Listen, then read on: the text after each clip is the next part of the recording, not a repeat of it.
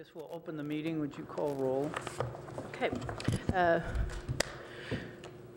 Chair Bauer, I'm here. Vice Chair Corey, Present. Board Member Shepherd, Board Member Kohler, Board Member McKinnon, Board Member Bernstein. Here. Thank you. Okay.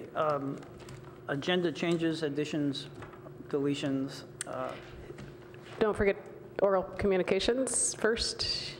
Yeah, I was just waiting to get the card. Oh, I have a card. Okay. Yeah. So, Sorry, Councilmember Liaison Holman is here for the record. right. Absolutely. So I have a, yes, thank you. We have an oral communication speaker card. And you have items at your places. Great. Thank you. Leland Francois, nice to see you again. Oh, good morning, Chairman Bowers and colleagues of the Palo Alto Historic Resource Board. Leland Francois, it's been several months, I guess. Not sure, a little bit longer, but you continue to extend the meetings, but nonetheless, I'm glad to be here today on Thursday, the 8th of November. I forwarded to you a packet of information. I kind of figured I wouldn't be able to cover everything in the allotted 2 or 3 minutes, but I can highlight these and I do have them itemized in numbers. There are a number of items, and on behalf of the Ravenswood History Survey, I usually refer to it as being the other side of town. If we go back in history, the name East Palo Alto kind of evolved from over here to over there, so it's still recognized as East Palo Alto, but nonetheless, to me, it is the historic Ravenswood, California community. I want to clarify one, what possibly may be some rumors online, offline, and the only way to do it, of course, is to come before you. Item number 1 describes the Ravenswood Garden Kits products and the Free at Last Gardening Club. Every item within that packet, and it's 3 or 4 pages, are currently being fabricated by myself. There has been some interruptions or disruptions from the concept to the final product over the years, but I am honestly fabricating those in the backyard, makeshift, whatever, but they're going out. So the word is that they're available to the public. They're excellent back-to-school items, teaching items. The Apple Store, the other Apple Store, these are just cliches that I assigned to them. The Pumpkin Factory, those are kind of names that the children can identify with. So every item within that packet, like I said, is available. You can circulate it to the teachers or whatever. The second item I'd like to call your attention to is the Blue Baton Project. The Blue Baton is a United Nations project, and the actual Blue Baton was derived from the 1968 Olympics. The athletes who ran the 4x400 relay in 1968. So historically speaking, 1968 was a turning point for the African American community. So I, on behalf of the UN, I actually got the official blue colors, painted a baton, and called it a Blue Baton, simply denoting the fact that history is passed from one generation to another. So the Blue Baton Project is active within the United Nations DARP, D-A-R-P program. Item number 3, the final summary of I'm trying to promote a regional conference of historians. The last time that we met was March the 1st in 2001 at the old EPA has East Palo Alto Historical and Agricultural Society building at 1955 University Avenue. This is in 2001. Here it is 2018. We have not had a regional conference of historians, and I do promote that, so I need some input back from that. Item number 4, unfortunately, the city of East Palo Alto borrowed or mistakenly moved some historic material from the Historic Society, and I had to file a lawsuit. The lawsuit is 4 years old right now. Leland Francois versus the city of East Palo Alto. It's nothing new. My property still is in their possession. I would like it back, and I'm using the California courts to present my case, and hopefully they will agree with me. And of course, the last item is with reference to the elections. over the past couple of days. Every time there is an election, a regional election, a municipal election, things change. Historically, things change. Candidates come in with new agendas, and I want to make sure that my old agenda is going to maintain its steadfastness regardless of the new administration in East Palo Alto. So my contact telephone numbers is there, 650-461-0276 or 650-518-4029. Feel free to pass the word and contact me anytime. Great. Thank you for sharing that with us today. You're welcome. Have a good day. Okay. There are no changes of agenda, additions, or deletions that I'm aware of. So we'll go to item number 1, which is our meeting schedule. Meeting schedule? Sorry. There are no agenda changes that I'm aware of. No agenda changes, deletions. And then as far as the meeting schedule, There's only one available day, and that's the 13th of December. correct. Anything coming up? Anything in the pipeline that, Not at the moment. not at the moment? Okay. So this may be our last meeting of the year. This may be. We have an opportunity to meet again in a Right. social aspect. If you like, we can have a moment. Celebrate the year. Celebrate the year, comings and goings. All right. So let's move on to the study session, which would be, I don't know what's in the study session? None. No study session today. Nothing today. Okay, that's what I thought. All right, let's move on to action item number 2. Martin, did you have something you wanted to share with the board? Yes, thank you, Chair Bauer. So I received an FPPC ruling that I won't be able to participate in this regarding any decisions the board may make. I own property within 500 feet of the railroad right-of-way, so I've received a FPPC ruling that I won't be able to participate. However, they said, because it's my personal residence, I am able to comment as a member of the general public, and I put a card in for speaking as a member of the general public. Thank you. Well, thanks, Martin. We'll hear from you later. Okay. Staff report? Yes. Good morning. Amy French, Chief Planning Official. Good morning. I'm here today flying solo. We have a Joint Powers Board representative that is planning to come to the ARB meeting next week, but being that this was pulled together on a rather rapid schedule, they were not able to make their calendars available for this morning. So I prepared a PowerPoint this morning, and I will go through the project with you to the best of my abilities. I have Mike Nafziger here as well from Public Works Engineering, and he has been longer in the know than myself.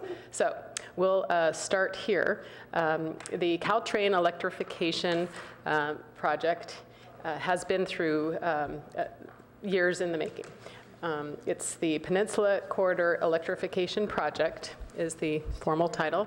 It's the conversion from Caltrain diesel to electric powered trains. They have a fancy name. Anyways, the overhead contact system design is for improvements only within the Caltrain right-of-way. So they're not going onto city property, city jurisdiction property. So basically, the city has no permitting authority whatsoever. So this is just a courtesy review. We are getting your comments, and those will be considered by the JPB staff as they move forward and finalize their plans. The plans are currently at 65% design, which is an engineering term, meaning they're not quite done.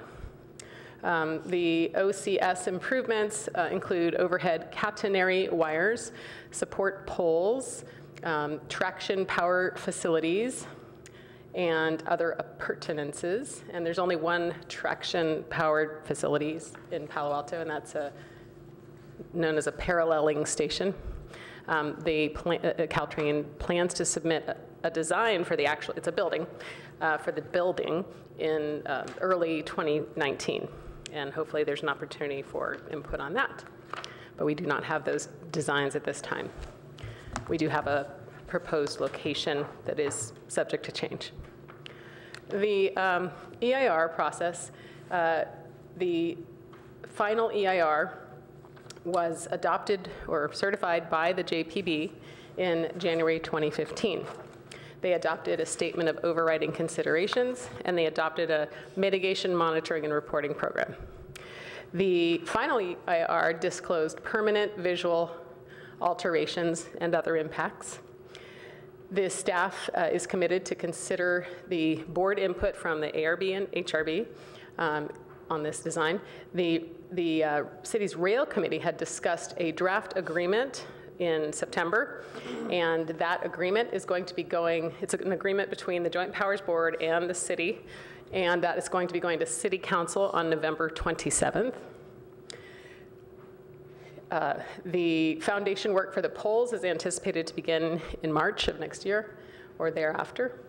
And there is some capacity for remedy if things are going badly as far as mitigation measures. But it's the JPB staff that would have the authority to issue what they call a statement of objection. Oh.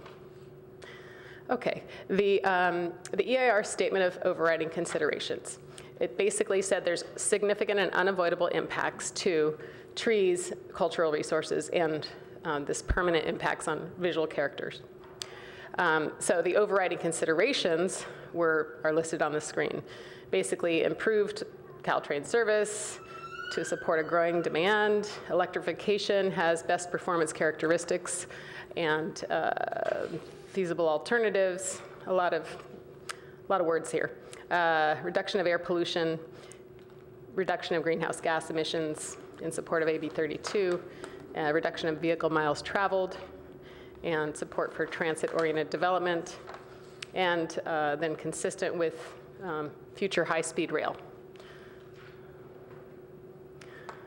Okay, so the permanent impacts on visual character are resulting from this paralleling station, which we haven't seen yet. The poles themselves and the wires, the removal of vegetation, and maintenance activities, and over bridge protection structures, but there's none of those in Palo Alto.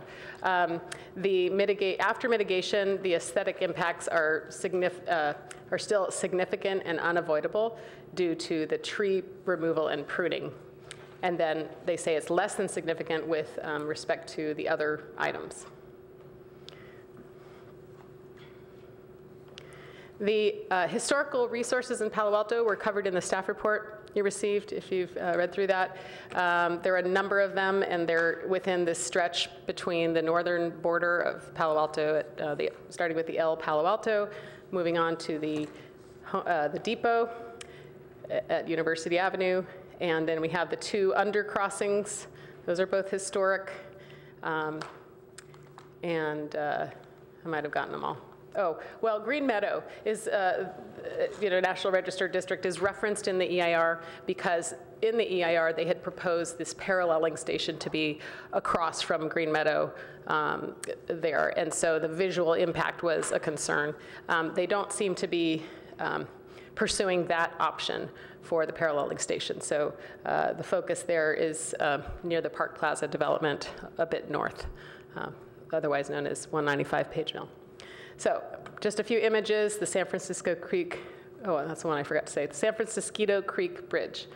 So they're saying it won't be altered other than small clearance holes, cables suspended above and parallel to the existing line, and then the mitigation is no significant impact. They think it'll still meet the criteria for listing because it is listed on the California Register. So here we have a nice little picture, old picture, and these are courtesy of the Palo Alto Historical Association, of the bridge and an older train and the El Palo Alto with just one stem. And here, I love this old photo, two of the before the split. So El Palo Alto, it's a landmark tree, landmark number 2 in California. It's also Palo Alto's heritage tree number 1. And it's about 26 feet from the Caltrain right-of-way. And branches and foliage are located within 5 feet of the right-of-way. It's about 110 feet tall and quite old, over 1,000 years old. So the mitigation was that special care will be taken to minimize construction period effects on El Palo Alto, including minimization of any pruning. Pruning will be coordinated with Palo Alto arborist in advance. So that coordination has begun. There's more than just pruning there. There's how close the foundation is to the tree roots, because those tree roots extend fairly far. Walter was not able to be here today, but he will likely be here for the ARB meeting next week. The Palo Alto Depot, of course, streamlined, modern, and the idea for mitigation there, or the adopted mitigation, was to use single poles in the center of the tracks with the cantilevers.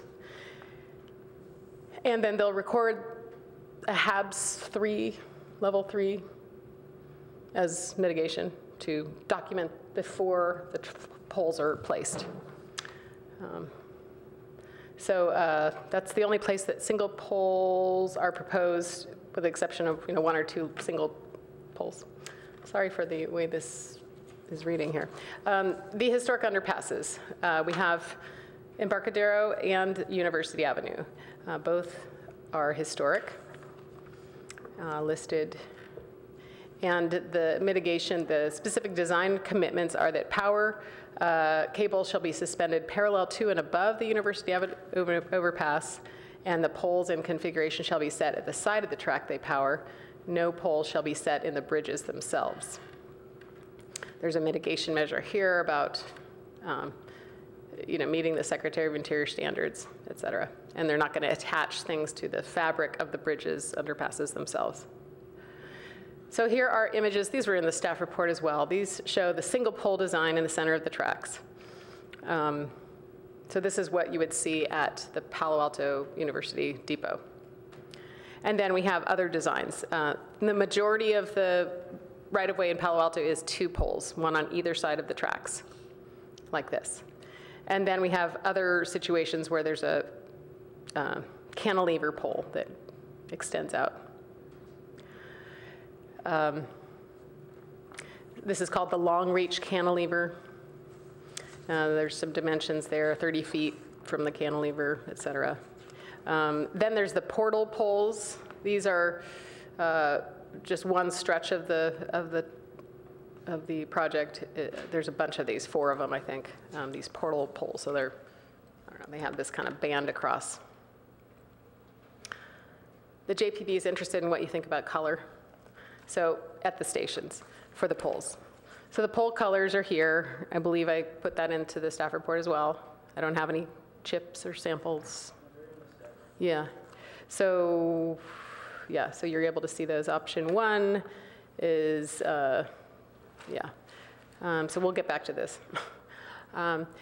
The center pole feasibility is being looked at by Caltrain. As part of our discussion about this agreement, they're looking at feasibility of, having more single poles in the center. But, for them, for Caltrain, it's better to have the double poles because they minimize the risk of failure in case of knockdown. So they prefer the double poles. Whereas from aesthetics and tree preservation, the city would probably prefer the single pole. So anyways, we're going to have a written explanation to share with the public as to why they can't do single poles in wherever they can't do them. So the other parts of the projects are these stringing wires, the paralleling station I mentioned, which we'll see later in the new year, and this tree replacement. So, the trees other than El Palo Alto, they're going to replace them inside the right-of-way at a 1-to-1 ratio, whatever trees they pull down, protected or non-protected. And so, again, they're going to be working with the urban forester on that. And the goal of the tree plantings are to screen the residences and park users from the visual impacts of the new project. There's an ARB report coming out today. You can look online. I can send you the link. Its focus is aesthetics. So while your report was focused on the historic resources. Need to get that? No, okay. So there's this PARCS, the Palo Alto Rail Committee study. There was a rail committee study. Recommended landscape improvements and addition of street trees and protecting these resources. They threw in their hostess house too. So I don't think anything's going over that far, which is the MacArthur Park building. I think that's my last slide. I have, there's more, but I'm not ready to present anymore at this time. So would you like to ask questions? Yeah, let's, I have a couple of questions, but I'll encourage my colleagues to start. Debbie, no question. Brandon?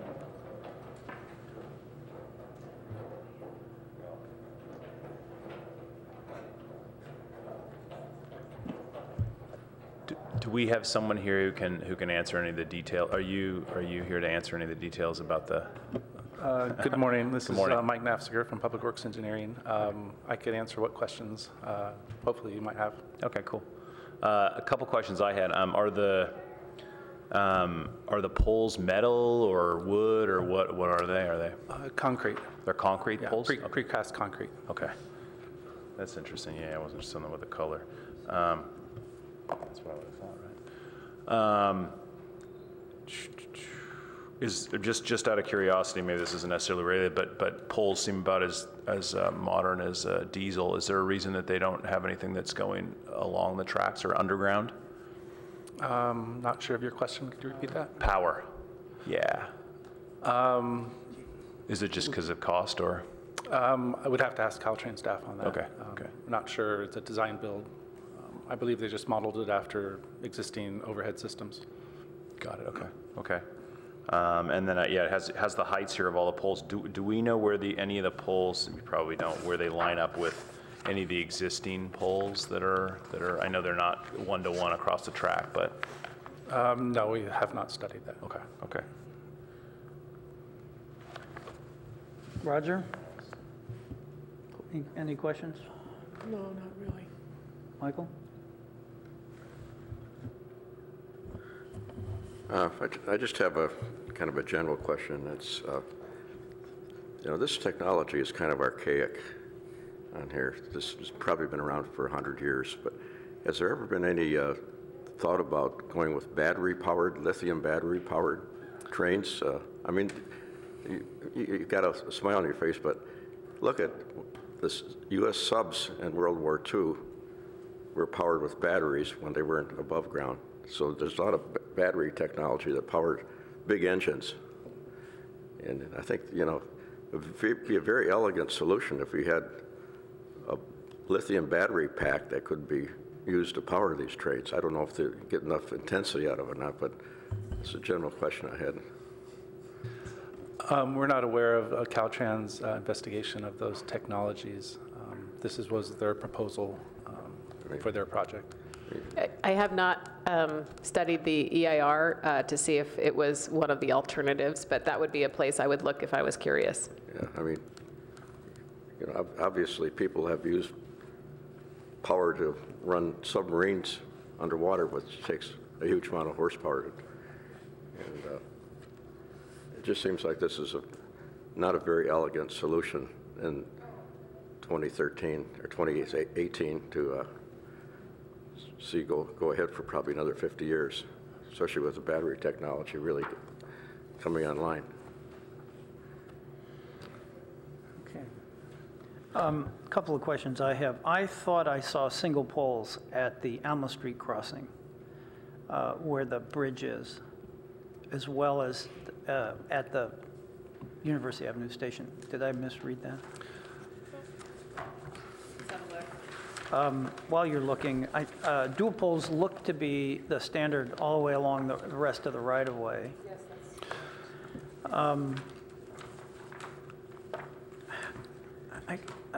I know the city is involved in figuring out how these crossings are going to be handled in the future.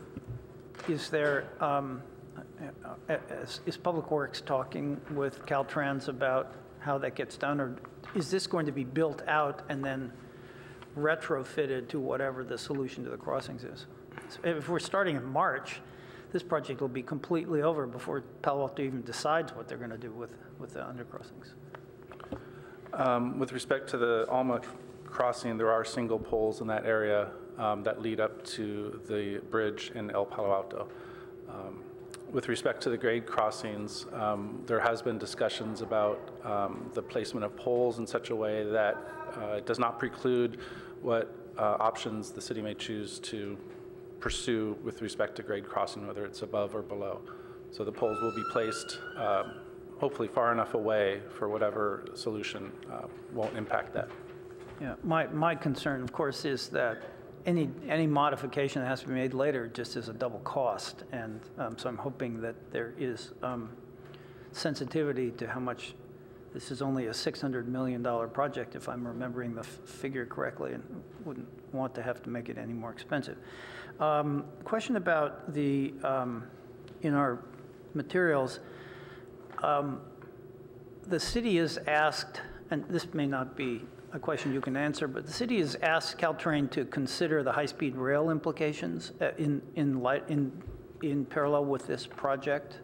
And I don't know, do you have any idea where that stands? No, I don't. Okay. The tree removal replacement is 1-to-1. Project that I did, it was 1-to-2. It was a residential project in Santa Clara County. Is 1-to-1 standard for Palo Alto? Is there a standard? There has been a standard. I'm not sure if there's a new standard around at this point, but I had remembered a 3-to-1 for protected oaks and the like, redwoods, but I don't know what it is right now. We'll make sure that Walter's on hand for next week's ARB meeting, and hopefully we'll be able to put that into the presentation. I'm just wondering where the 1-to-1 came from. Was that the Caltrans proposal? So this is 1-to-1 replacement throughout the corridor from San Francisco on down, right? It's not just in Palo Alto. I appreciate that putting trees in a rail corridor is not a simple experience, but just wondered what the standard was here, since we're being asked to look at this. I mean, the city is. I was going to ask that. So, do we have any understanding of the impact along the rail? So, if you think about where Professorville extends, you know, if all those trees, I mean, I'm not sure how many trees there are, but if the trees are all cut down along the railway all across, you know, Alma Street, and is there a change in view from any other historic resource? Because if they're effectively going to tear out all the trees and put 1-to-1, which presumably can mean I have a 100-foot tall tree and I'll replace it with a you know, a one I got at the nursery that's 3 feet tall. Do we have any idea of what that impact could be? Because there's a lot of trees along a huge stretch, which is whatever impacts were declared and overridden with overriding considerations as far as impacts. I mean, that's one of the significant impacts that is not addressed in their overriding considerations. There's going to be visual impacts. Well, there's a difference. So there's a difference. So okay, yeah. right. Okay. So and other things, yeah. But do we have any? I mean, I guess we could go out there, but do we know how many? Which would affect any? Okay. There might be disclosure, but just again, it's an EIR for the entire corridor from San Francisco down to San Jose or wherever it stops, and so I don't think they got around to giving lots of pictures of our fair city. But got it. If it is, it's in the EIR that they prepared and adopted. The EIR has the impact on the. The EIR that JPB certified has notes what the impacts are and studied the impacts and has mitigation measures to address the impacts. So to the extent that somebody looked at it, it should be in the EIR. If they didn't look at it, but it was part of that overriding considerations. Yeah, I guess what I'm asking more specifically, though, is there an impact to any historical properties versus just a general impact? Like buildings? Well, yeah, because everything along, in the Professorville area. So no, because the project is only within JPB right-of-way. As far as, is there an impact from homes across Alma looking towards the tracks? That's not considered an impact. I guess, because, Okay. So I didn't see on the plans any notation of where trees would be removed. Of course, there's so much information there would be, I'm sure it's there somewhere, I just don't know. It's not, there's no notation in the legend. There is a separate tree mitigation and monitoring plan being developed. So they know, okay, So it's Yeah. not, so not ready. at this point, that's the other 35% that's not completed of the design? I That's believe part of it's underway. I'm not sure of the exact status, but it's been fairly well developed to date. And then I guess the follow-up question, trees, that's historic content here. Do they have a proposed size for replacement trees? Are they going to be 36, 48-inch box? You know what they're gonna be. 60-inch box? I'm not aware, but it's most likely identified in this plan once it's Yeah, okay. finalized. Great, thank you. Oh, well, those are my I didn't see that. questions. Any other questions? I had one other technical question. On the 65%, are they going to start in March regardless of where they are and just, shovels in the ground, or are they supposed to finish before they actually start the plan? Do you mean developing to 100% plans? If the goal is to start in March, is that on the assumption that they're going to finish 100%, or are they just going to start in March regardless? I'm just thinking about, for instance, if they run into, so going back to the El Palo Alto tree, if the roots extend out far enough, what are they going to do in that situation? Is there an option to cut it down? And are they going to figure that out after they've built everything, or are they going to try to figure that out before? Well, the plans will, assuming normal construction practices, the plans will receive 100% and then approval, and then they would start the full construction. Did you have a specific question? Well, I regarding guess El I Palo was Alto? just baffled if it's 65% complete, how they think they're going to have it ready to start by March. That was just so out of whack with reality. I was assuming maybe they were going to try to kind of plan some of it and get approval and then start digging, right? They've not stated Okay. that, and we're not aware of their. Okay, so it sounds like it's going to be a while. So They are I mean, also- they don't even know what trees they're cutting out yet, and they're going to be done, the government, in 3 months. I mean, Well, remember, they are the applicant and The the. applicant and the approver. And the authority to approve it. Yeah. So, I mean, they're not going, it's a totally in-house situation. I mean, Caltrans is a state agency or. but they still would have to, that state agency know. still has to get it done in 3 months, right? Well, they might have it done, say, in Brisbane, and, I mean, they're gonna start someplace, they're probably not starting in Palo Alto. I'm assuming, and it's just an assumption, and a guess, really, that they would start at one end or the other and basically work down. Is that, So, do you know anything about that? well, I don't, but I'm surmising, just as everyone else, Yeah. that there might be something like, let's do all the tree removals in the month of March. We don't know where the replacement trees are going, but let's start by removal of everything, the whole corridor. I'm saying that's a possibility. Yeah, okay. Roger, you have a comment? One little quick question about the trees. There is on Alma, there's a curb, and then there's some space, and then a fence. Is the railroad property go out to the curb of Alma, or is it at the fence? I don't know if there's a way of knowing. I didn't see anything in here. Do you have a set of plans there? Did you want to ask a specific sheet number we can look at together? Well, I mean, I look at the very last page. I mean, the last 2 pages.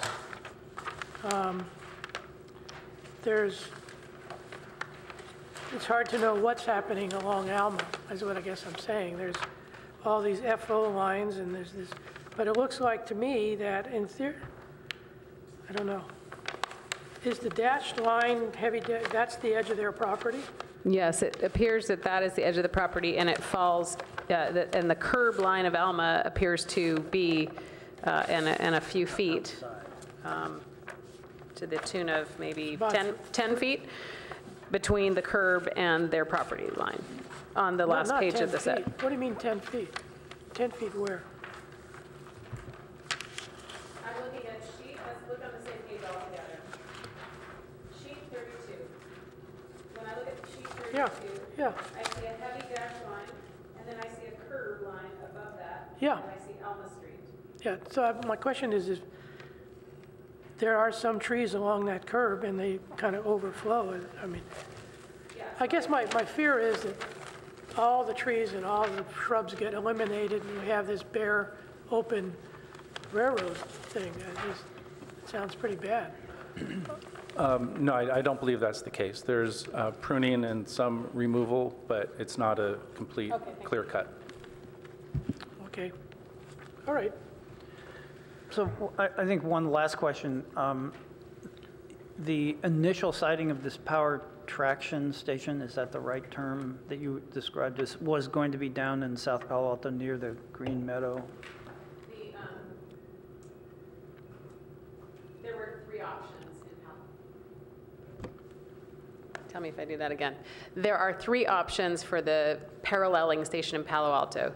I'm going to go back to the slide that had that. I think I had a slide here. Okay, maybe not. The one was down across from Green Meadow. One was next to Park Plaza, the 195 Page Mill Hobox mixed-use project. And then there might have been another one, and I can't remember where it was. But anyways, the one next to Park Plaza is the one they're focusing on, and they're talking about locating it farther north than that, a couple of 100 feet. Am I right, Mike? Yes. Okay. Okay, fine. Confirmed. That's what they're focused on now, and not the Green Meadow sited one. Okay. And that's the size of a garage, a parking structure? Well, when I read the EIR, it says 40 by 80 feet. Wow. It's a large building. Yeah, okay. It is a large building. All right, It has a roof on it, I'm told. Yeah, so I guess we'll come back to that in the discussion. Councilmember Holman, did you want to make any comments? I do, and thank you for asking.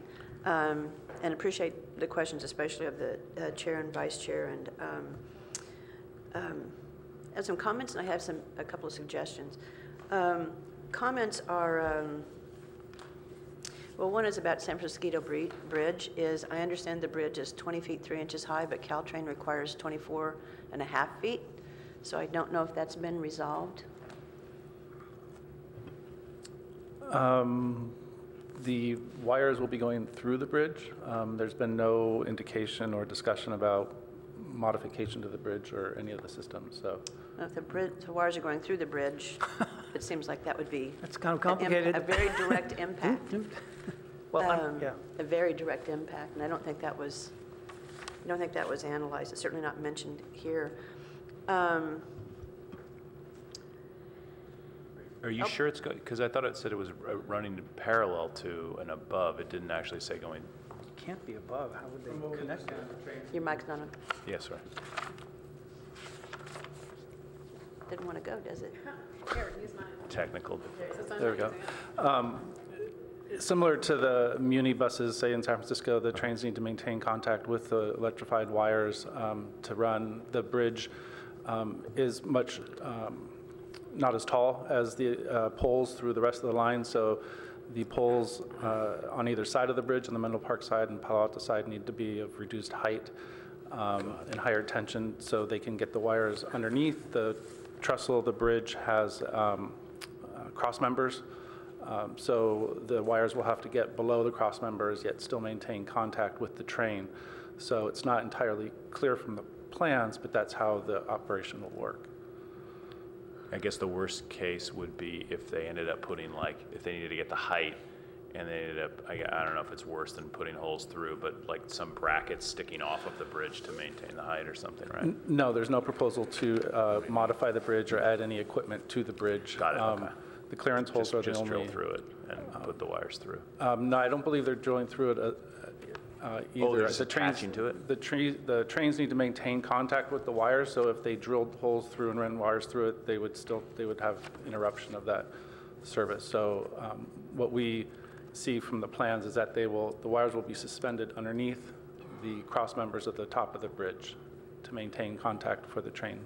So when, Amy, you were saying that the report suggests that the only alteration to that bridge is clearance holes. Yeah. I heard that in a way, as a retired builder, that what they would be doing is drilling holes and then attaching isolator that would then support their wires. Is that a reasonable assumption? We don't have an understanding of that level of detail of their design at this point. We do know that the wires will need to run underneath the cross members of the bridge so that the trains can maintain power through the bridge. Typically in Europe, which is the only experience I have with this kind of train system, those contact structures on top of the trains are actually sort of spring-loaded, and that they can move with the wires as they go under, or the wire increases in height. And I would assume it won't be any problem to do that here. That's our assumption as well. Yeah, okay. Sorry to interrupt. No, I appreciate your questioning. I guess let me underlay my next comments by a suggestion, which is because this meeting is, no criticism here intended, because this meeting is not terribly well staffed, then I would suggest that the chair of the HRB go to the ARB meeting, and staff include the chair, if you're available to do that, as an active participant in that, like maybe sitting at the staff table or something like that, so you're actually a resource and not just, sitting with the public and, listening in, if that can be accommodated. Absolutely. Well, here. Don't turn it off. Absolutely. I welcome and encourage and would love it if you are the chair. Yeah, because actually Thursday? you'll get to hear a presentation from the applicant. Yeah, sure. I mean, sorry, not the applicant, the project, everything. Yeah, I think that'll work. I'll check, and we'll talk after the meeting. The project, everything. So underlying that, I'm glad, and if you can check your schedule, that'd be terrific, and thank you for, Ms. Prince, for being open to that. There are other things here which having to do with El Palo Alto. Speaking personally, I've been concerned about the latitude and lenience that's being allowed for tree pruning at various projects I've seen around town. And so I guess the more precise and more specific we can get about what exactly is going to be done with El Palo Alto ahead of time, and making sure that those do satisfy really stringent health considerations for El Palo Alto. And a question for, I guess, Public Works would be, is Caltrain being required to put a bond up for El Palo Alto, and what would the value of that bond be? I mean, how many millions of dollars? But the reason I say that is because I know with general construction projects around town that, and I never think it's enough because I'm a tree fanatic maybe, but sometimes or oftentimes applicants are required to put a bond, a 2-year bond for certain dollar amounts for a project if there's any damage to a given resource, tree resource. So it kind of heightens the awareness and I think regard for and respect for and requirements of the jurisdiction over those trees. So, and my disappointment with and concern with the bonds that the city does require about trees is like it lasts for 2 years. Well, you don't know what the impact is of a large tree in 2 years. It's, sometimes 10 years. So it's, I don't know if the city has considered that. We don't get very much feedback from the rail committee at the full council. Not just the pruning either, Karen, but like if they have to put these big poles up, those trees have had roots there for 1,000 years. Yeah. They have to adjust and try to compensate for that. And I question whether or not the builders will care. Yeah, and I think if there's... To your point, yeah. I mean, I don't know that having it, I'm just making up numbers here. Let's say it's a $20 million bond for 10 years, and I'm just totally making up numbers here. Does that heighten the awareness? Because if you're not going to know the impact for 10 years, does that mean the construction company is going to be looking and being more careful? I would think that, right? I would hope if there's a liability that continues forward. So it's just a suggestion. I don't have the authority to do that, but it's something I wish and hope that the city would impose on Caltrain if there's the authority to do that, and I would think that there would be. And I agree with you, it's not just the pruning. Pruning is what's obvious, but it's also the damage to the roots, which is why we have bonds on construction projects. Comment about I'm commenting like an HRB member here, so I apologize for that, but it's kind of the only way to do this, the only opportunity to do this. Station, University Avenue Station, it says that there won't be poles directly in front of the resource, that there'll be single poles and there'll be, won't be any poles on the west side, but it doesn't mention east side. But poles on the east side would have just as significant an impact. Do you follow what I'm saying? Yeah. Yeah, okay. I appreciated the comment about, I think it was the chair who said this about the design, or maybe it was vice chair, the design of the poles themselves. Could there not be some consideration to be more contextual? And that's something that the ARB would probably also be very interested in. And then the other question, which surely is being addressed somewhere, but you know, these are fairly significantly tall poles, is what is their stability in the case of an earthquake? Not only just because of life safety, but also in terms of cultural resources. You know, so you get it. I don't need to say more than that.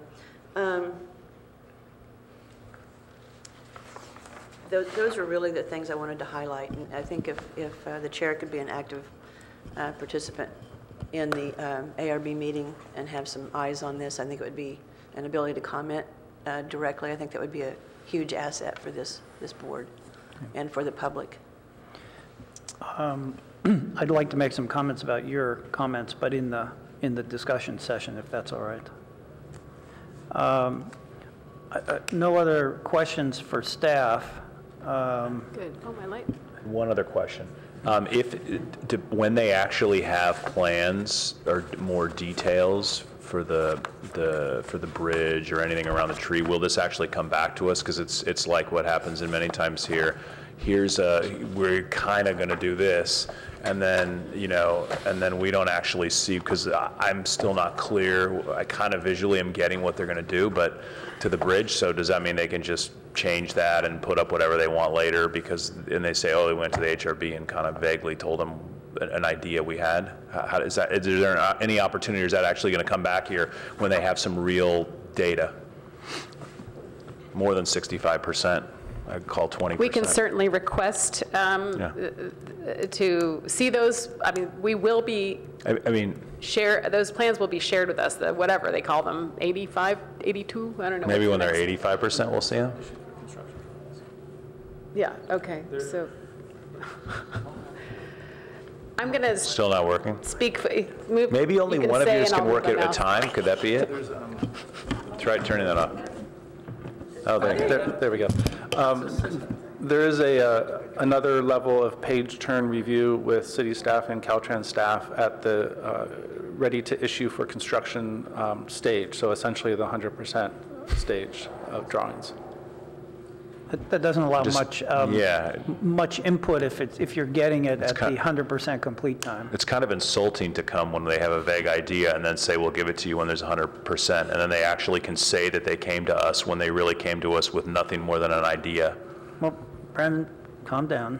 I'm not angry. I'm just saying it's insulting, that's all. Okay, it's not required. So they've actually provided this opportunity without having to. I think it's a smart thing to do. I share your feelings about the completeness, so maybe we'll figure out a way to intervene or at least review prior to 100%. That'd be great.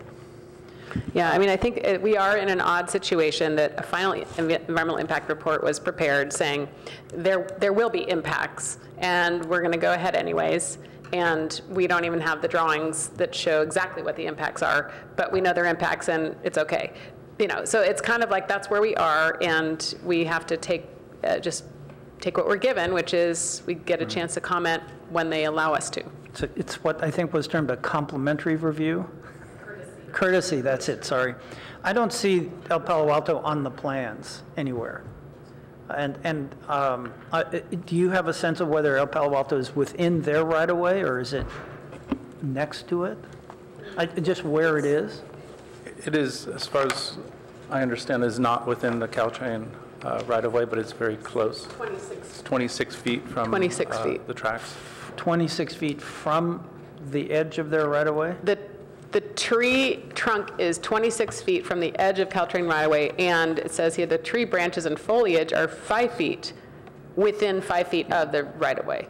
All right, well, I think that's pretty reassuring because their work is essentially boring for concrete piers. And that, at 26 feet, that probably makes that tree root system safe because that would be on the outer edges. I mean, the root system, I can only say that because I put a basement in 1988, 8 feet from a redwood tree before anybody was thinking about trees, and that tree's thriving. And the arborist there said, well, he thought it would die, and it didn't. So if you're careful and they're not polluting or damaging the root system in some way with chemicals or some other invasive stuff, I'm at least somewhat encouraged. I'm not an arborist, but having had that one experience, which of course I didn't understand until after the project was well underway, that's why we now have trees. So it's worth that. Redwoods grow in strange ways, so they can actually go a big distance in one direction or not. That's why a lot of them live on cliffs, so it really depends on the tree. Yeah. Anyway, right. just for... So I think, unless there are other questions, I'd like to hear from the public, and then we'll come back and have a discussion and make recommendations. So Martin, you're our only speaker today, and speaking as a property owner, not as a board member. Thank you, Chair Bauer. And so I read the report, and I thought it was a very well-written report. I actually enjoyed reading it and all the diagrams. So just to let the public know, so as a member of the HRB, I received a ruling from the from the California, let's see, CPP, the California Fair Political Practice Commission. So I'm not allowed to participate in any decisions on this because my personal residence is within 500 feet of the right-of-way. But as a member of the public, I'm able to speak as a member of the public with anything that's regarding my personal property. So I just want to make the comment that I'm glad to see this electrification project move forward because it will reduce the noise impact on my personal residence. I take the train often to San Francisco, and these poles and the substructures are already actually installed in San Mateo County, so I find them actually pretty exciting to see that. It reminds me of all the travel I do in Europe. Yeah, but that's the impact of on my personal residence, just the less noise with the electric. So I'm glad to see the project move forward. Thank you. Thank you, Martin. Since there are no further public comment requests, I think I'd like to bring it back to the board now, and let's discuss recommendations that we want to make to, or responses to this report.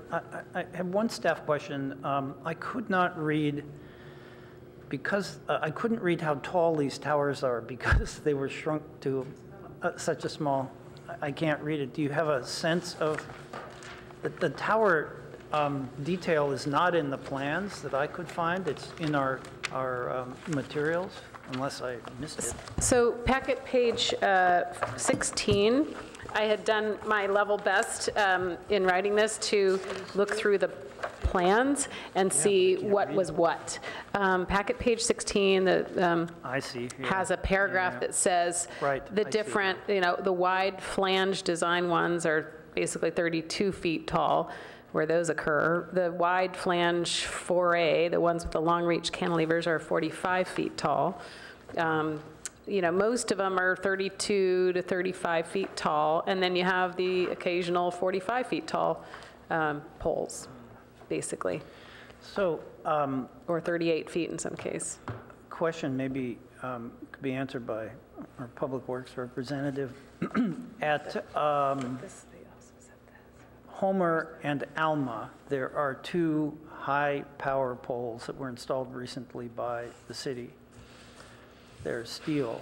Do you have any sense of what those how tall those poles are, to give a? I don't. I am vaguely aware of those poles in previous meetings with utility staff, but I do not know the height of those. I should also state, and I don't, am I interrupting your thought? Sorry. No, no. I should also state on packet page 16, below all of those bullets that I combed through, the JPB representative said that there's going to be 75 feet tall pole type that's going to go in 6 or 7 locations. It's undetermined the timing of the utilities undergrounding, but so that's related to that, and so that's why we don't know where those would go. We don't have them in the plans. I don't know if those will show up in the 100% plans, or, okay, so I guess that's when we'll know when we see those. So Scott, I'm trying to find a building that would be comparable to, say, a 45-foot pole. Now, 805 High Street had a 55-foot height limit. Is that, that's the development between Channing and Homer on High Street. I'm just wondering, is that the downtown height limit, 55 feet? 50 feet Okay. is the citywide height limit. I think that building is taller than the 50 feet. Well, there's a number of buildings taller than 50 Right. feet. So if that was just 50 feet, we're talking about poles that would be 5 feet shorter than those buildings, and those poles would overwhelm the Palo Alto depot at University Avenue. I mean, I don't think that building's more than 25 feet tall, and it's just a guess. So the reason I bring this up, board members, is that part of what Councilwoman Holman has asked us to do is make some statement about contextual, or what I would say, I think the term we also could use is compatibility of these poles with the station. I can't imagine how they could use a pole that tall. I mean, why do they need it? Anyway, so let's consider that. I have a list of. Could I just, before you do that, let me just resolve this. So at the station, just to have data, the plans indicate the TT1 and the TT4 poles, which are 32 feet tall for the TT1 and 32 feet tall for the TT4. So I think at the Palo Alto Depot, we're looking at 32-foot tall poles. So hopefully that stays that way. I don't know why they would change it. All right, okay. So to start the conversation off, I have 5 areas of discussion. One is what kinds of attachments will be made to the historic bridge at San Francisco Creek. Second one would be where that parallel traction station is going to be located because of its size. And it would be, I don't think it's going to be near any historic structures or properties, but we'd like to know that. Certainly all of the issues surrounding El Palo Alto tree should be, I think, clearly discussed, all mitigation measures listed. And I think, in my experience, site observation of work around the tree would be more effective than a bond, because a bond is just money. And typically, you can just build money into your project to pay the bond and then not have to worry about it. But again, in my experience, site observation meant a much more thorough review and really protection of the tree. So that's something I would like board to consider. And then finally, the compatibility of the poles probably between San Francisco Creek and just south of the Palo Alto University Avenue station ought to be the same and more contextually appropriate or compatible. I had envisioned these poles as being steel, just for no reason at all, but concrete is a little, seems to be a little harsh as a material, even painted. So those are the 5 things that I would like the board to consider. I welcome any other discussion of any other topic, but if we could focus on those.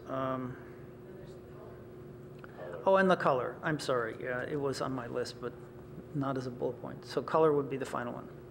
So a discussion, board members? Debbie? So as to color, the big chip is totally different than the little chip. And, you know, I'm sure they're going to resolve that, but yellow doesn't, yellow obviously doesn't seem very natural. Is the paint infused in the concrete? So this isn't a maintenance issue? I don't know. I'm sure that somebody's going to address this. And what are other poles? There must be other poles that are contextual so that these don't stand out as much. I mean, we just want to make them go away visually as much as possible. So just to answer your question about paint, paint has been described to me as a temporary sealant. So not very reassuring. There's never an end to the maintenance. I see. But that's, okay. Thank you. I don't know how we answer that because they're asking us for colors. The only question would be if they plan to maintain it or not. All right, since So Debbie, this question will be referred to, and of course they can see this meeting on the media center, they being the JPB team, and they perhaps will have some answers for next week's ARB meeting. And if, David, if you can relay this back to the board, or however we can do that. so let's talk about color. Is there any, are there any feelings at all about the color on part of board members? Let's start down with Michael for a change. I don't think really the color is that much of a relevant issue. It's a structure, you know. Is there a selected color already? I mean, the ones that are in the booklet here? Look on your screen, on the screen. Well, the black looks really good. Look at your screen. Is this black or green? This is green. They don't have a sample of the brown though. Well, it's So they have yellow, gray, and black, and they the have brown. yellow. The brown looks like the green. Yeah. Yeah, brown looks like black. Yeah. Sorry, I thought it was the okay. Yeah, never mind. exactly. That's the brown. Yeah. Sorry, on the screen we have, and this is packet page 74 as well, that shows at the Palo Alto Depot, the poles, option 1 is the yellow looking tan color, option 2 is the gray, and option 3 is the brown. And it says option 1 is to match the color of the structure, the historic railroad station. Option 2 is to match poles, and option 3 is to match the furniture. Are we matching furniture, station, or, I don't know. That's what we got. The benches. I think there's benches out there. Debbie, what color are you? What's your feeling about colors?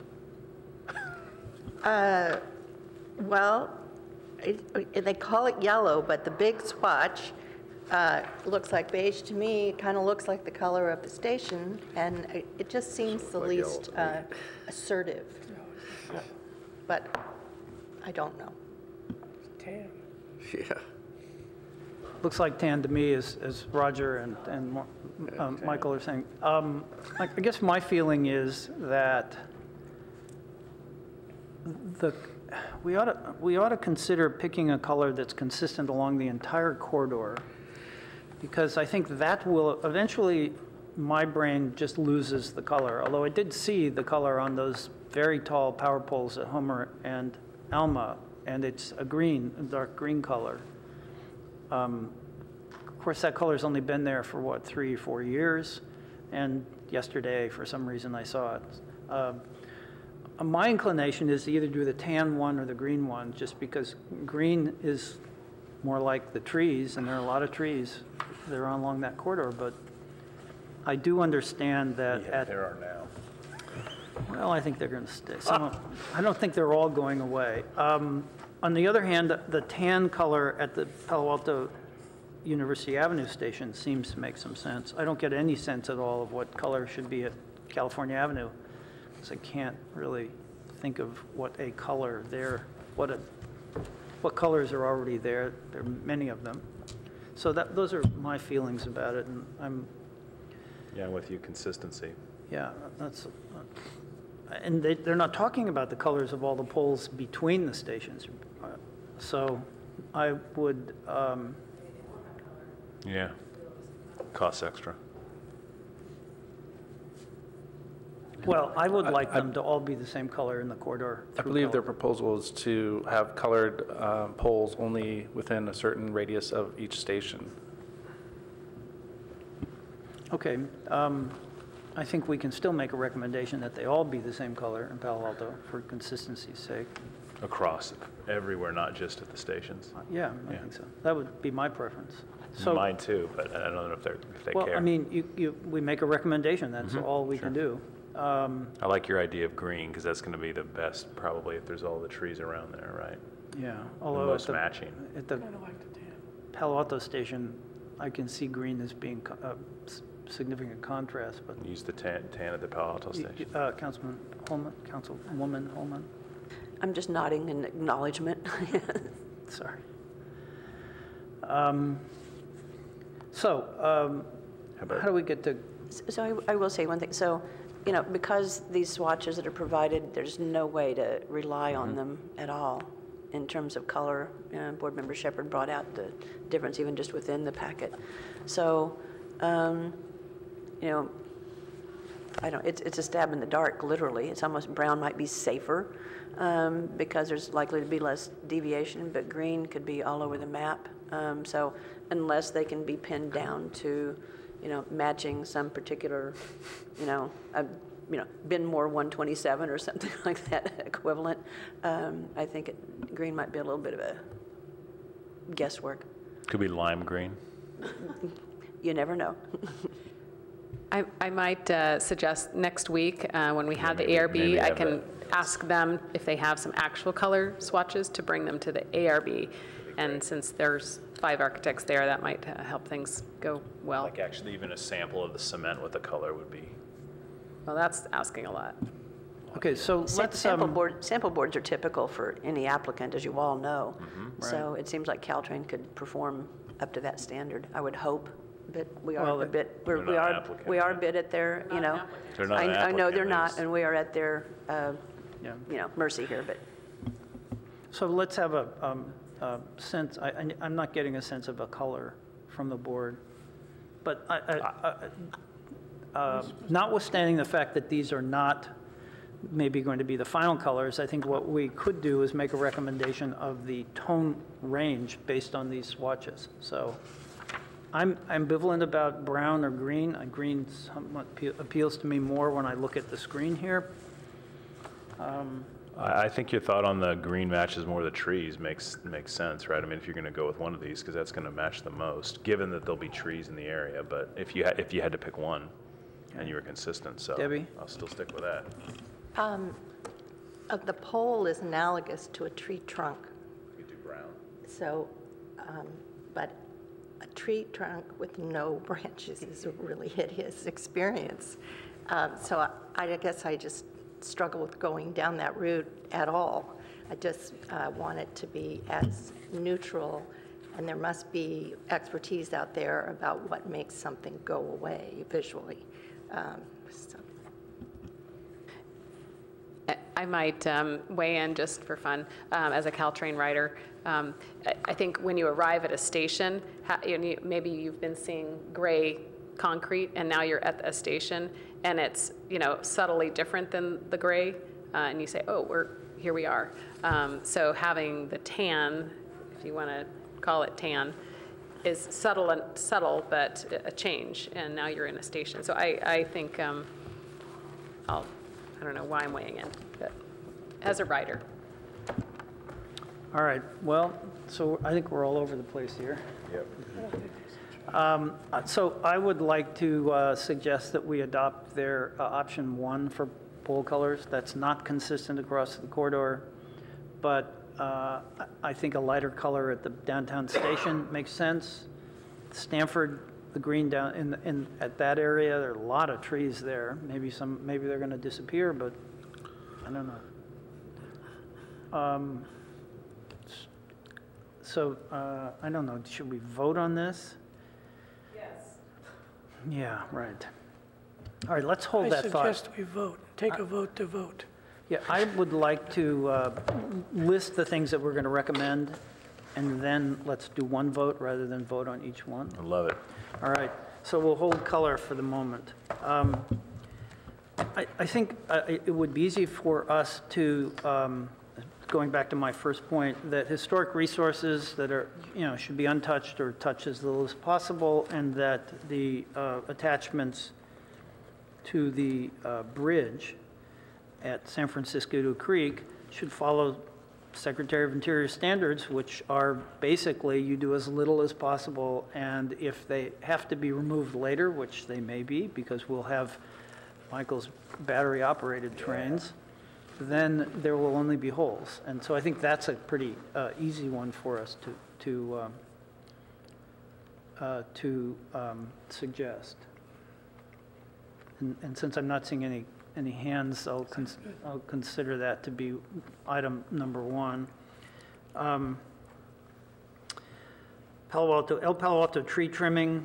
I would like to recommend that be that any work around the tree be done with a arborist in present period, and have an observer there. I don't know, excuse me, I don't know that the bond issue is going to be effective, or that they do it at all, because it's just another cost, but I'm open to that suggestion. But at least that the tree, all the work, when they're working there, they have to have an arborist on site.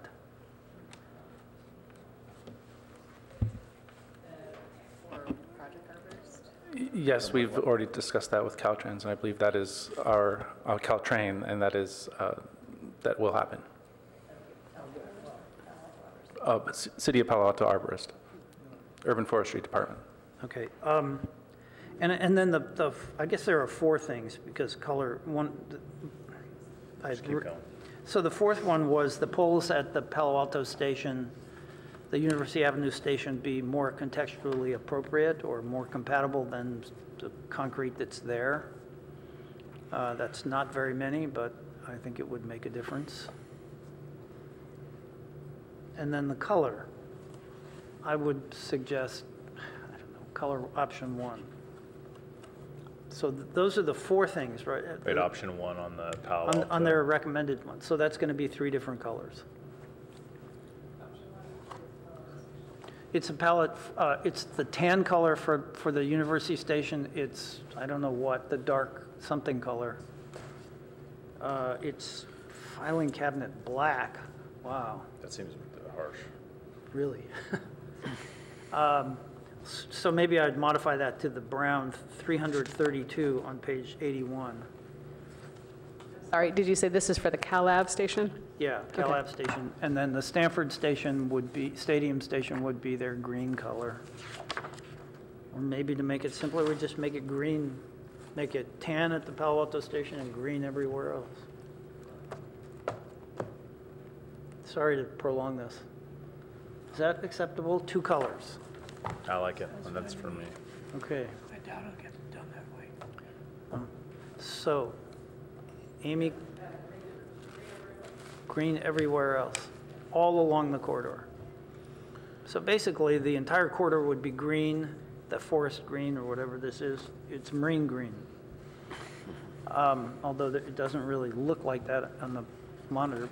And then at the Palo Alto station, it would be the tan, yellow.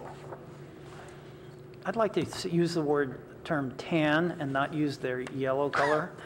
I don't really want it to be yellow. So can you read those back, Amy, just so we... So, so as a group voting on these recommended motions, the San Francisco Francisquito Creek Bridge attachment should touch the resource as little as possible and follow the Secretary of Interior standards. The tree should have the urban forester for any work near the tree as an observer, or Palo Alto's urban forester. And then the poles at the Palo Alto depot should be more contextually appropriate. And then at the Palo Alto depot, use the lighter tan color, or just the tan color at that station, option 1, similar, and then use green on the poles elsewhere in Palo Alto. And the one, actually the one I had on my list, the 5th one was that the parallel traction facility would be located in the California Avenue region, because I don't think we have any historic resources there, not located in the south near Green Meadow or in the north near the basically Embarcadero Road, University Avenue, or the San Francisquito Bridge. That's a big building. Okay, so. Did you want to address the location of the poles near the University Station? They said not within 40 feet of the front on the west side, but they don't address the east side. Was that of a concern? Yeah, I think the poles are single there, so they're spaced. They're actually located between the tracks. Yes. So I'm That's what I not thought, quite too. sure what east and west would be, since there's only one pole. Yeah, that might have been the mitigation measure from back in 2014 when they adopted this, but now we have real plans that show single poles. So, so I think that Covers it. was in case we were doing two Right. poles. Okay, They so put that mitigation. I just think Councilmember Holman's remark about not placing the poles in front of the building would also be an important, it seems to me those poles could be located, I thought they're in the middle. No, the poles are actually not in front of the building, but they would be at either end of the building. They're- Right. I can't tell from the plans where the building is. So let's look together. Sheet number 13, page number 13 of the set, near the words match line MT1, that's where the single pole starts. And that is, you can see the Palo Alto station there just below the grid marks, which is, I guess, the paving on the platform. So there is a single pole across from the station building there, and the next pole occurs between the building and the kind of roundabout where the buses come. So that one is not in front of the station. There is one in front of the station, though, next to that match line. That's probably driven by spacing, and I don't think we're going Yes. to get anything, that they're not going to change that. Well, so I guess what we could say is we would like to encourage the Caltrain authority to position poles near this station in a way that minimizes poles in front of the building. So one probably has to be there, but if they could figure out a way to have 0, then that would be better. Is that a reasonable request? I don't know whether they'll do it, but let's add that to it. We can add it. Yeah, let's. So, Ideally 0, but minimize it Right. not in front of the Okay. building, poles in front of the building. okay. Okay, so with, there are 4 of us, Michael just left. I'm worried about getting a ticket because at 10 o'clock, my parking is up because I'm on the street. Yeah. I could run out there. What, are we making a motion? Well, I'm actually making this as a Then I will, motion. yeah. 4 is enough. All right, so with that, all in favor? I'll second. aye. I'll second first. You Oh, need a I'm second. sorry, yeah. I second it. I made the motion. Brendan I will is second. seconding. See, I'm getting rusty because it's been so long between meetings. That's your problem. It is, that many other problems. Yeah, that's true. All right. So, Michael's back, good. So I moved and Brendan seconded those 5 items as a motion. And so we'll, if there is no other discussion, I'll call for a vote. All in favor? Aye. Aye. All opposed? None, good. All right, I hope that's helpful. I will meet with you and discuss attending the meeting next week. Okay, quickly, we have minutes from October 11th. I was not there, but, so I can't address the accuracy of it, but I was not misquoted in these minutes. So, thank you, Martin, for returning. Any changes or additions to the minutes?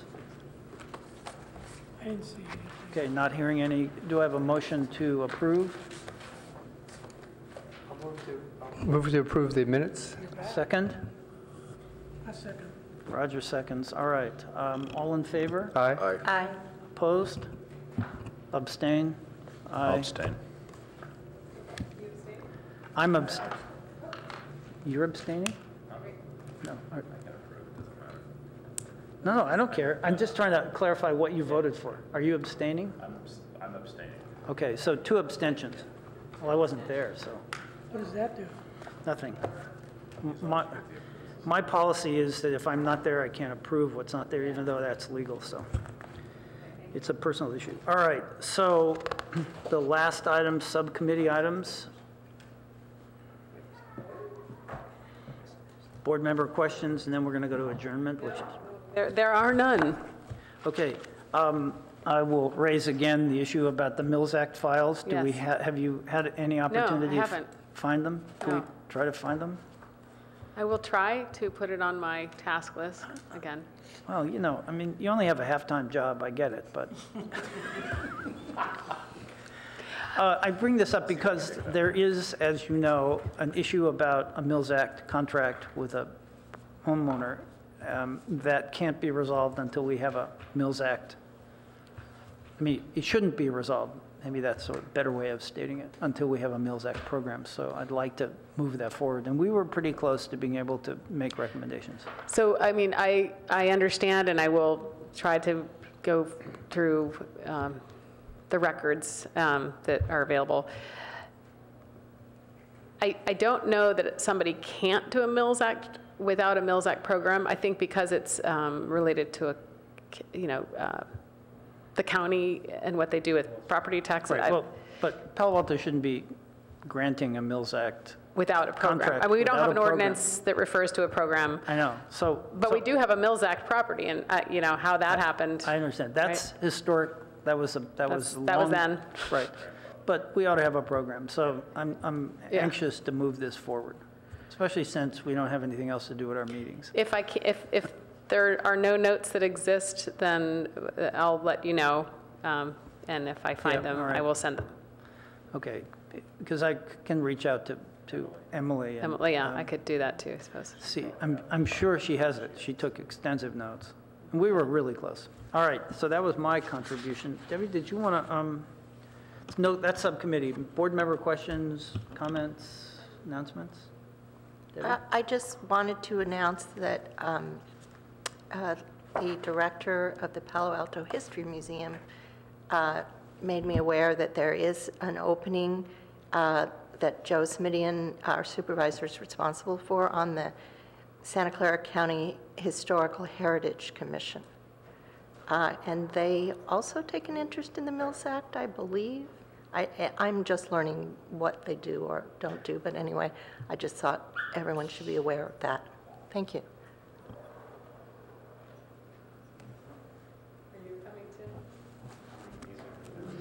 Any other announcements? No, those are board appreciation things. All right, if there are no other announcements or comments, I'll adjourn the, Karen. So if there is no meeting in December, this will be my last opportunity to be liaison from the council to you all, especially given I'm termed off council at the end of this year. So I just wanted to say it's been my pleasure to be here with Amy, hardworking Amy, and you all to help review our historic resources, and appreciate all your efforts and endeavors and your diligence and improving diligence in reviewing our projects. So thank you very much. It's been my pleasure. And I will say that your contributions have been critical. I mean, your perspective makes a huge difference, and you've highlighted things that we should have picked up but didn't, and so we'll miss you. Good luck with your new board. And maybe we'll see you back here in 4 years, whatever. Is there a rule how far, if she wanted to come back, is that okay? Well, she can certainly come to the podium anytime she'd like as a citizen of Palo Alto. Yeah, because Klein ran twice. You could, Okay, and never Liz mind. Niss has, this is her second round on the council, so. Yeah, you can come back. I would not wait with bated breath for that. All right. How many years were you on planning commission? 17 years at the dais, Okay. 9 as council member, and 8.5 as a planning commissioner. That's a long time. Oh, yeah, really. So I would not wait with, like I say, with bated breath for a return. All right. Speaking of that, I think I just realized I've been on the board 20 years. What? I mean, I have nothing else to do, so I come down here. Thank you, Karen, for your contribution, both as a council member and also as a board participant. Hope to see you again. All right. I would say that either one of y'all or work with somebody, because I know there are a couple of council members that are really interested in historic preservation, but there's not a level of expertise on the council at this point in time, and I think it is critical and relevant. So it'd be great if y'all would work with council members, new and upcoming and existing, to help reinforce the importance and maybe some education around historic preservation too, since y'all are the ones with the Secretary of Standards experience, and staff does not have time to do that. So I would encourage you to take that initiative. See, it's just another example of a good suggestion that I hadn't thought about. So before adjourning, just two things. One is, so the December 13th, I said there were no project items that were scheduled. But if you all are here and would like to have a meeting in this holiday season, then, and this would be when you're still a council member, we could arrange to have something that was, more social in nature, but keep it on the agenda, keep an agenda. Maybe something in the back room, that we adjourn to right away. Yeah, brunchy sort of. Yeah. Okay. So let me know if you're not available or are available, and. Or have Robin reach out to all of us just to. All right. And the second thing was we have our city clerk staff, David Carnahan, with here. Gifts and proclamations for your hard-won service. I guess. Should we do this as part of the meeting or do it after? Well, we're still here, so let's do it now. Okay, so we'll continue. Hereby proclaim.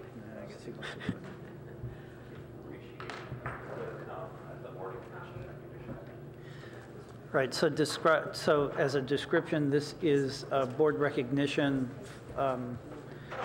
Those of us who, two? Yes. Who missed the board appreciation event. These are our certificates.